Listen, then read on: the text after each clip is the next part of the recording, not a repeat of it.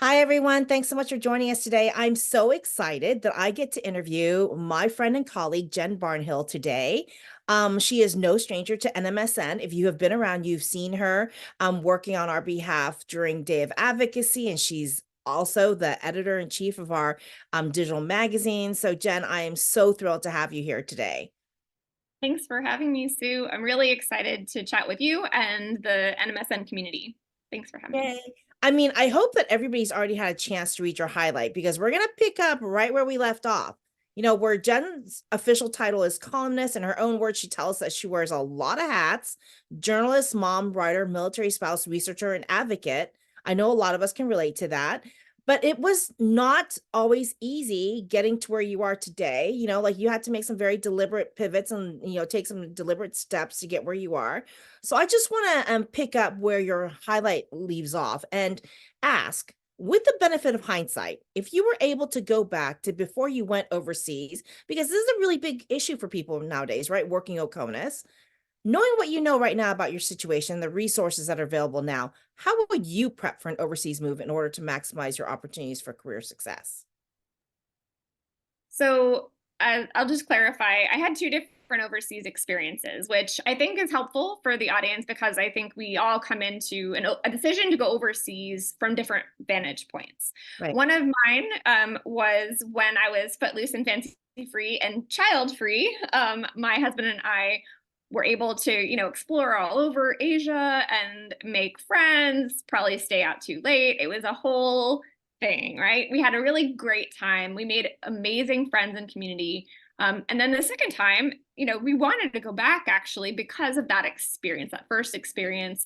We wanted to have that community for our children as well. So professionally, I want to just clarify that there were two different moments. The first experience, the one without children, was kind of a Oconus unicorn. I stumbled through things and fell into sprinkles and sunshine. I have no idea how it happened to work out the way that it did.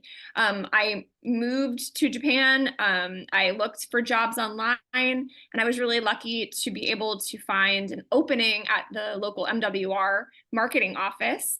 I was able to write marketing copy, make advertisements. I was on AFN radio where I could share the base events with obviously the locals there, but the local nationals as well. So I don't know how crazy the Japanese thought I was, but I'm here ba talking about MWR programming. So it was a really great opportunity. I also had the opportunity to freelance write for Stars and Stripes. So although I did utilize the military spouse preference one that time, I didn't know that that was an option that I had when I moved there. It was just something that was presented to me when I went to the office to apply in the first place. And this was, again, I'm dating myself because I overseas had to go in to apply and fill out paperwork. Um, so that was my first experience. The second experience was pretty strategic. We went knowing that we were going to have a different experience in Japan in many ways. I was about 6 months pregnant when we arrived, and I already had a almost 2-year-old. So it was night and day, different experience. But it also allowed me to make a strategic professional choice. I knew that childcare was going to be hard to find no matter where we lived, and it was going to be kind of a struggle. So knowing that the amazing military community was there, I made the choice to take the resume gap and go to Japan because it became a talking point on that resume. So I have a gap, but guess what? I got to live overseas for a period of time. I didn't, step away from my career necessarily. I was there in support of my husband. And so that was really a good decision for me, and it worked out. But everyone's experiences are going to be somewhat different. So now that you know how things worked out, would you do anything different in terms of being ready to move overseas? Would you do anything to prep yourself for career success beforehand? Well, I think now there are so many remote opportunities that I would certainly look to work with current employers to remain employed overseas. I think that that is a conversation that wasn't available, that is definitely being had. In my capacity as a reporter now, I know people are doing that. There are hurdles that they have to jump through, getting base approval if they're an entrepreneur, or they have to ensure that they're following SOFA regulations, the status of forces agreements. But I know a lot now, and that hindsight is really important, but I think there are also more available resources online. So I would highly recommend getting plugged into an online community that can answer some questions of they've been there, done that. I know NMSN community has a lot of professionals who live overseas as well. So that's a good resource for sure. Yeah, because I know that a lot of people in our community are devastated when they realize that a lot of the benefits that they can take advantage of overseas, they had to have started when they were stateside. And so I know they're like, oh, if I could tell myself anything, I would say research the opportunities beforehand, because the last thing you want is to get over there and then realize, oh, you had to start this when you're still stateside. So that's a really Yeah. great point. So Yeah. And I back would to Jen, though. I'm sorry, go ahead, Jen. I would say I would do research ahead of time too, because just because the job is posted online does not mean that it is open to everyone who applies. Sometimes the hiring agencies only hire from stateside. And so it's important to know the backstory. So maybe plugging into some local groups who can kind of give you a better feel for what might be available online. No, that's a great point. So because we're not strangers and we have talked about this extensively in the past, I know that networking played a really crucial role in your career trajectory. So I wondered if you could talk to us a little bit about that. Yeah. So over the years, I've worked in various different fields, but networking was really key, especially in my current role. Things have kind of acted like a stepping stone. So, for a while, I was working alongside a military friend who I actually got a job at one point. Her name is Maddie Dolan, and she later on down the road professionally, she's also a journalist like me. She worked for Military Families magazine. And although we were not side by side anymore, she knew I was working on a project to better understand the dynamics of military spouse groups. And so she asked me to write about that for the magazine, and I did. And it was really an awesome opportunity to put down on paper what I had been working on. But because I have this background of research, whenever there would be a topic that would come up that maybe wasn't as appealing to the other freelancers, she would just say, hey, how about covering the widow's tax, or at the time, food insecurity, which was not as commonly talked about as it is right now. And so I started picking up those policy style stories that led to other opportunities at other magazines, which ultimately led to my column now after having built up that opportunity. I know also Maddie introduced us. So I didn't know about NMSN until she shared a little bit about the organization. And so I think I showed up, and worked alongside her, and she knew that she could recommend me to others. It wasn't a risk for her because I had already proven that I was going to be a hard worker and do a good job. And so I think it was easy for her to make those recommendations and those connections because of how I showed up day to day. Yeah, and you do show up and then you're very persistent. And what I love about you, Jen, is that you're always looking for the next step. I mean, I know I was so proud of you when you were accepted into the Veteran Leadership Program at the Bush Institute. Can you talk to us a little bit about that? Like what kind of impetus it took for you to like just decide to apply? And did it all just work out the first time around? And what did that do for your career trajectory?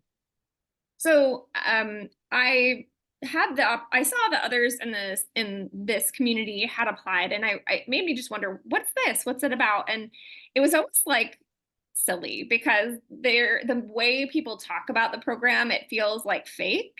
Like it can't really be that important or impactful, and it really was. So the program is something that President George W. Bush puts on to help military veterans and families. He has a yearly cohort of a group of individuals who all serve the military community, whether they're veterans community or a military family community, There are people who work in higher ed. There are people who work in journalism, nonprofits, and all over, and just really coming together to understand and help support each other.